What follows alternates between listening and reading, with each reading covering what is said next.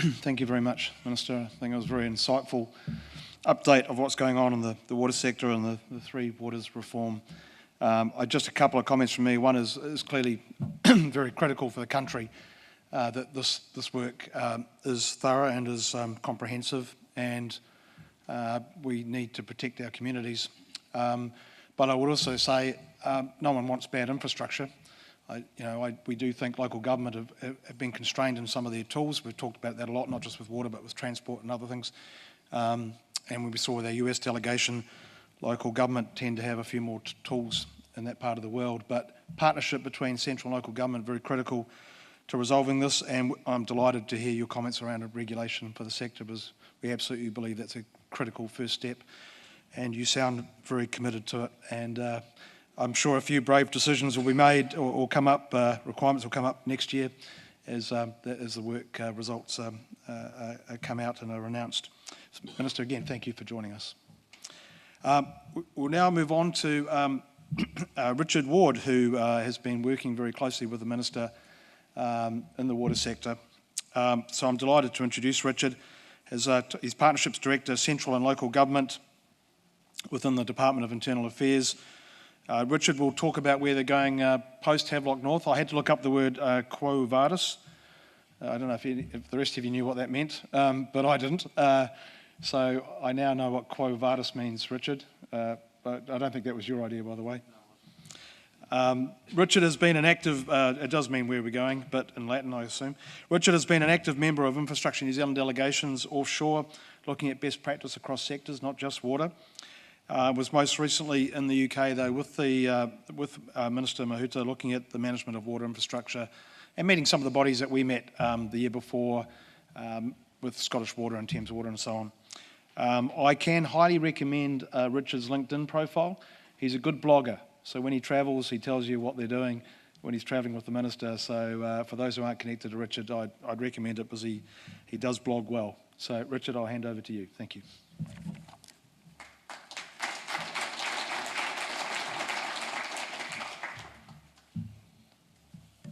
Kia ora, Pat, and thank you for that. Tēnā koutou katoa. This has been a very interesting process. One of the things that the Minister didn't really talk about was this is unusual, this whole Three Waters review and how it's being done. So typically in government, and I've been in government for quite a while, we go to ministers, we get a whole lot of stuff sort of sorted, and then we come out and we talk to the sector around how we might actually do this.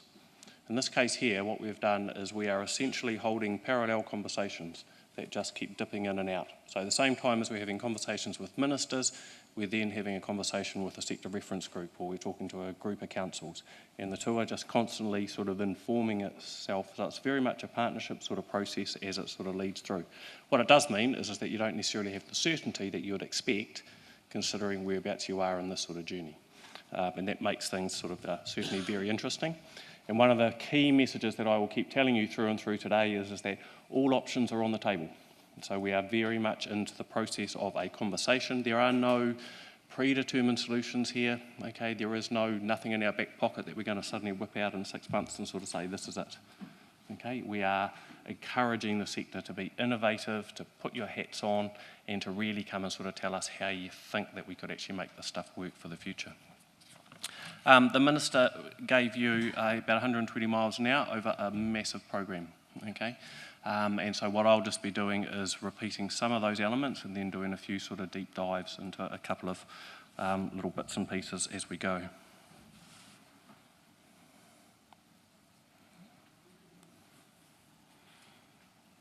Okay, so we'll sort of look to pick up the context, the background.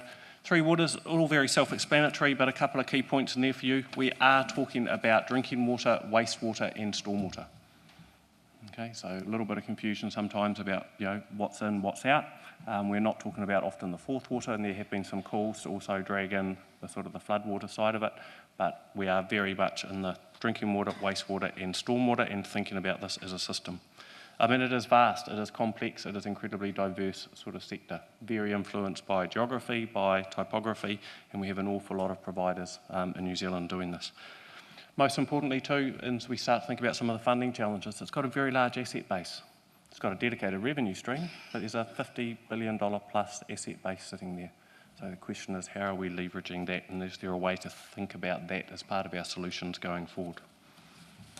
The origins of the review, okay, they started under the previous government, and it was originally a start with just the idea of sort of kicking the tyres. So let's give it a bit of a kick, have a bit of a look, and then we came back middle of last year, and the review was sort of more formally sort of launched.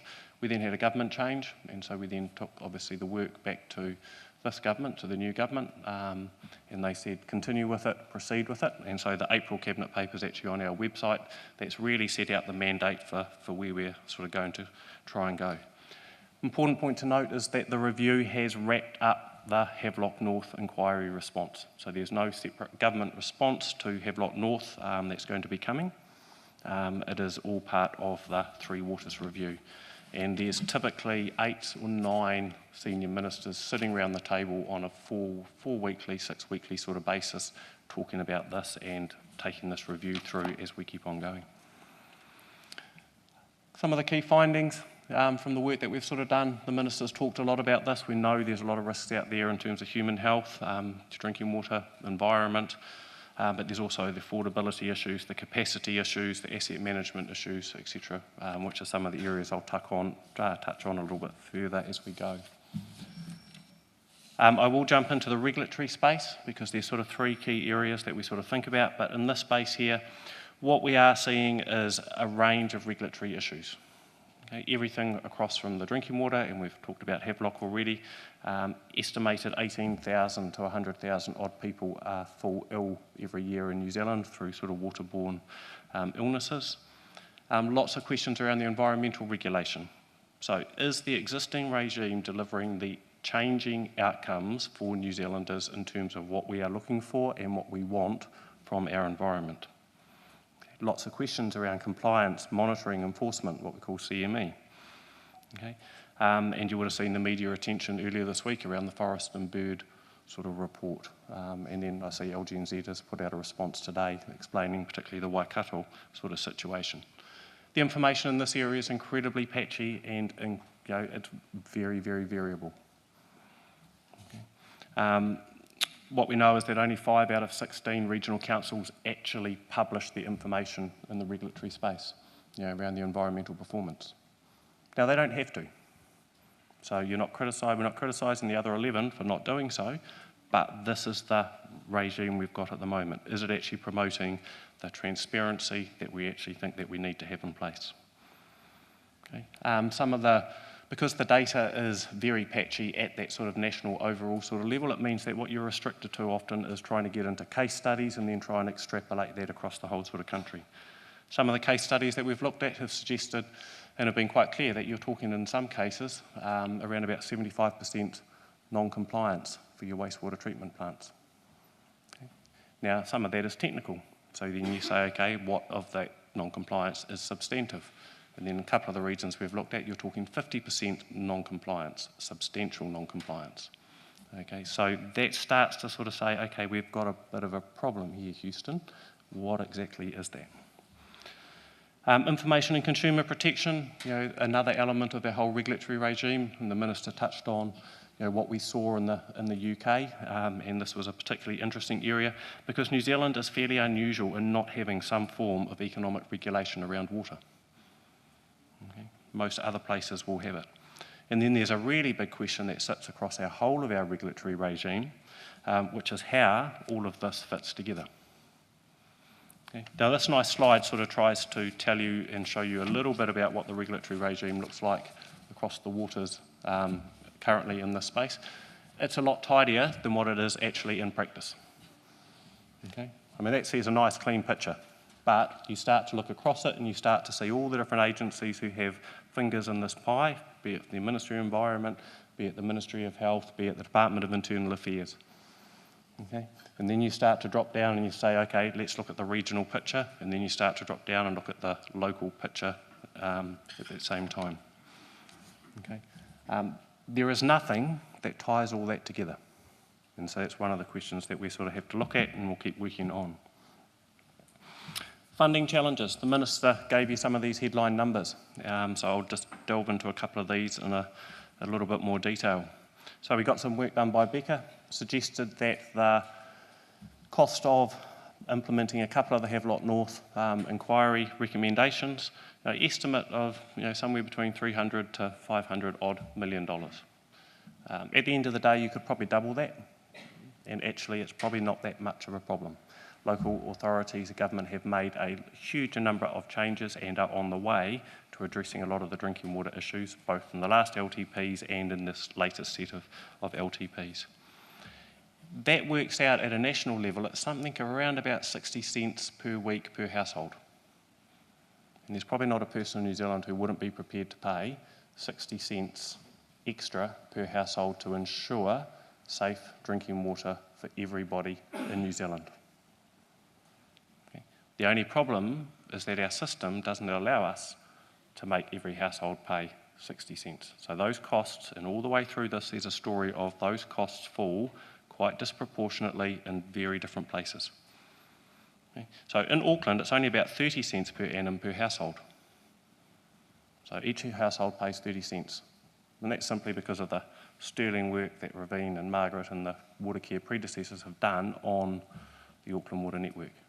Other parts of the country, it's $130 odd per house per year. Councils also only own about 2/3 of the infrastructure that need upgrading. So there's a whole lot of private suppliers and community suppliers that also sit out there. So there's big questions in here around how we deal with that. Okay? But overall, drinking water is probably actually very doable. Wastewater, much more problematic. And we have a report, the GHD Boffa-Miskell report will be out in the next couple of weeks. But essentially it talks about that $2 billion figure to sort of put the wastewater and get it up to MPS freshwater management sort of standards. But there are a couple of caveats on that one. It only deals with 40% of your treatment plants, only the ones that discharge into freshwater environment. The other 60% are discharging coastal or marine. Mm-hmm. Secondly, it doesn't deal with your overflow issue.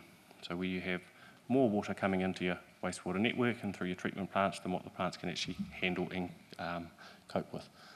And I think as the Minister said, there's not, and it's pretty much universal, the technical expertise is very clear that that is a much greater cost than just trying to deal with the treatment plants. What we do know is that from, if you think about the water networks, we've focused here on the drinking water plants and we've focused here on the wastewater plants. 80% of the value is in the reticulated network. So 80% of the water network in New Zealand, the value of it is actually all in the pipes and the network itself, not in the plants.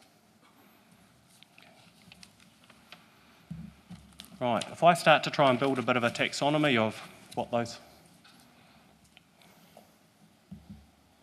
funding challenges sort of look like.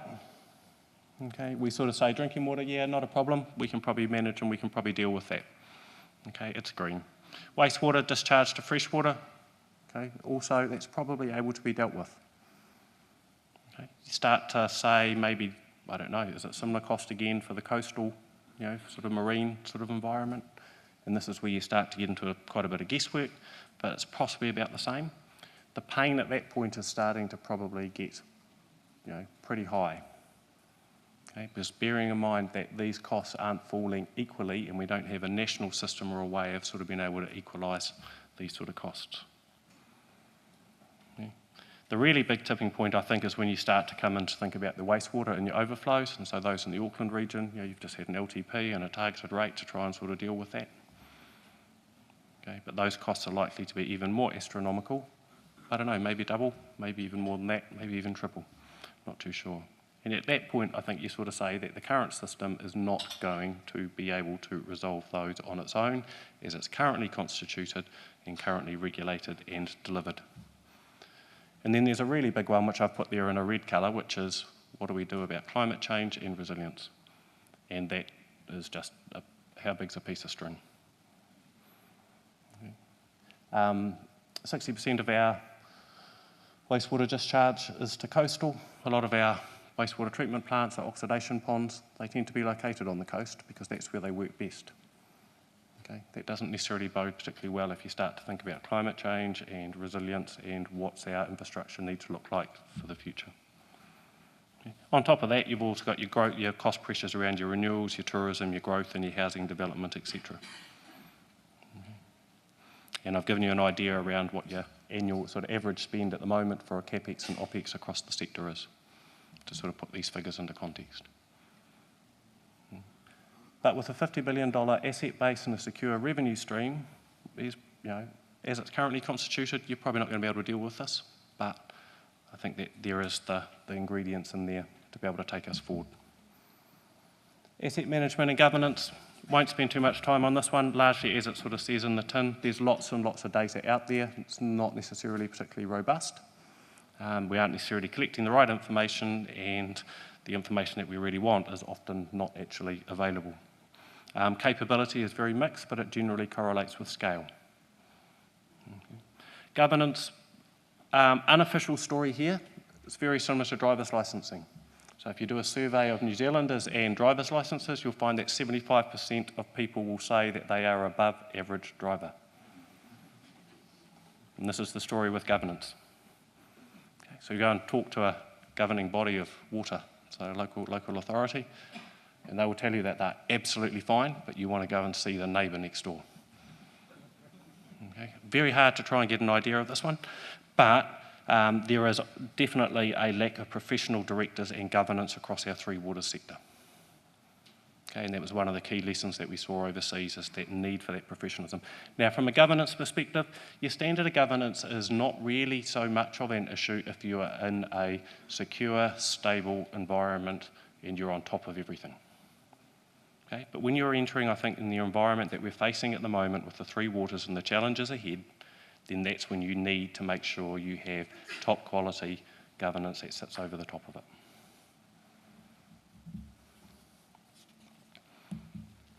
Right, so in terms of the review, this is just a diagram that just sort of says everything talks to each other and everything is really interconnected. So when we are thinking about where we go with the stuff, we are thinking about it as a system. It's not just about addressing a piece of it or that piece of it. We have to think holistically around it. As the Minister said, if we want to, the review is very much around a system-wide perspective. It is both the regulatory regime and it is both how we think about the delivery of services into the future. Okay, so doing just one without the other, okay, isn't going to get us to where we need to get to. Okay, so it is thinking about both. Some of the outcomes, the Minister's talked through quite a few of those. As you would expect, we are still in the process of sort of firming up exactly how you sort of talk about this and exactly what you are looking for, but it is all around that safe, reliable, acceptable sort of drinking water, the better environmental performance. A couple of points to note down the bottom in terms of the overall sort of goals. It is also about the water infrastructure needing to support the growth. It is supporting the tourism. It is thinking about the resilience. It is thinking about how water is actually quite critical in terms of the wider placemaking and community and intergenerational well-being that we need and are looking for as a country. Again, another one which really just sort of hammers that point that it is about all of those components sort of working together. And most particularly is on this slide here is that thinking about how do you make sure that the system as a whole actually works. So you want a system that has feedback loops that can start to identify where things might not be working and where you can have levers, adjust, make changes, and then continually sort of self-reinforce and evaluate and monitor. And we just are completely missing that whole system oversight piece in the middle at the moment. From the regulatory sort of work, think about public health outcomes, think about environmental outcomes, your economic, nice and linear there, but there are quite a few pieces that just interplay sort of with each other. And down the bottom, you'll see that system oversight, that institutional sort of setting sort of discussion. At the moment, we have no lead minister. So we've just had our Minister of Local Government who is leading this work, okay? But it could just as equally have been one of probably 7 or 8 different ministers who are leading this work. So we have no lead minister who is responsible for our overall sort of water system. We have no agency that is responsible for maintaining that oversight and that health check. And is it fit for purpose? Is it sustainable going forward? I put up the maps because everyone wants to see the maps. There are lots of different maps that you can do. Everything from 76 or 67 odd different sort of providers that we have at the moment through to one model, take the Scottish sort of water model. What we've got here is two maps, every option is on the table. So we've got a regional model down one side, and then we've got what we call the Super Rugby model down the other side.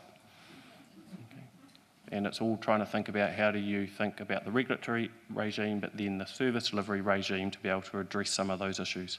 Scale, capability, the funding challenges, the population bases, etc. As I said, everything else is on the table, so we put this nice blue bubble in the middle that says or something else, and we are encouraging the sector to tell us how else this could be thought about, how else it could be done. And I've even put a nice NZTA logo in there because simply every time we are out talking about this, we always get a question which is why can't we do an NZTA model for water? So we will work one up. Okay. Some interesting questions there about where's your revenue stream come from, and then how do you distribute it. Okay. So all options are on the table, and we really do encourage people to tell us, how they think this might work. What are we hearing from the sector? We've been out talking to the sector now for a good few months. It really sort of kicked off in May at the Water Summit down in Wellington. There's mixed views, as you would expect. Okay. Some people are absolutely adamant, fundamentally resistant to change. Others are accepting of the fact that there is some change sort of needed. So there's everything in between. Okay? We get lots of challenges on our data and our problem definition. And that's actually really hard to deal with because the data is actually pretty rubbish. So it's actually really hard to work out a problem definition with rubbish data. But there's a problem in a data in there somehow. Understandable nervousness from some councils about what their future viability would look like. Some councils, water is 50% of their revenue. Okay? So if you start to play with that and maybe put that somewhere else, what does that mean for that council's future viability? Now, one thing I can absolutely guarantee you through this one and the integrity that we have of our ministers working on this one is that there is no amalgamation or privatisation agenda running in the background of this. Okay? They need to be really, really clear on that. Some councils have made the hard investment calls, and they have the debt levels, and their ratepayers are paying astronomical rates because they have made those investments into their water and their wastewater infrastructure. But they're probably next door to a council that hasn't.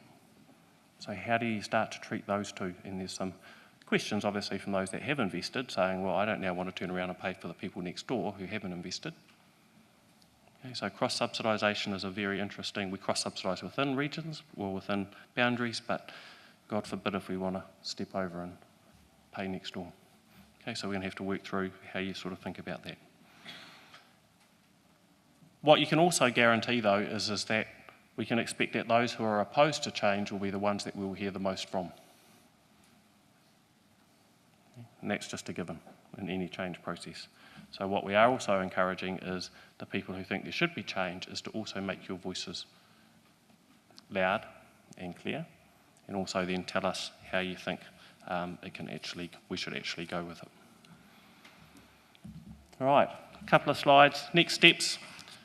As Minister said, this is an ongoing conversation. Okay, as I said at the start, it's an unusual process. We just don't have a lot of the detail simply because it is that parallel conversation that's happening.